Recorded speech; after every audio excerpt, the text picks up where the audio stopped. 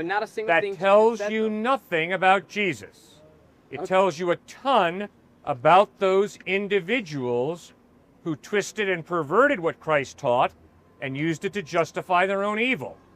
That is why I have the utmost respect for black Christians who, in spite of the fact that white Christians enslaved their great-grandparents, they have not given those white Christian racists the power to turn them off to the true Jesus, who did not have a racist bone in his body.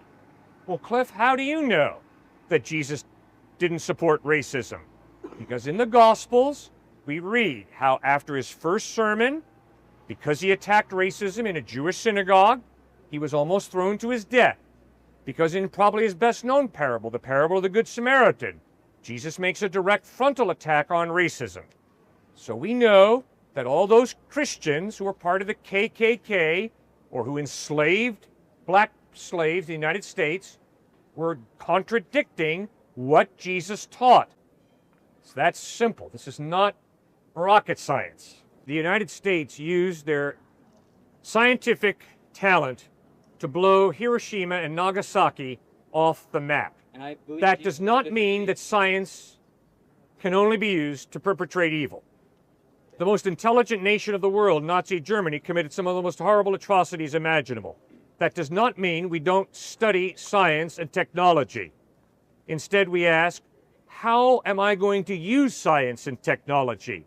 To destroy life or to promote life?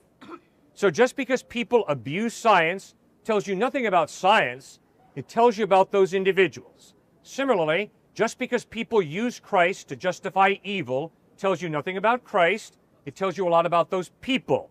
In order to find out about Christ, you have to go to the Gospels, Matthew, Mark, Luke, and John, and do your own homework. How did Christ live? How did he treat people? What did he teach? How did he die? Did he rise from the dead or not? That's what it means to be open-minded seeker after truth.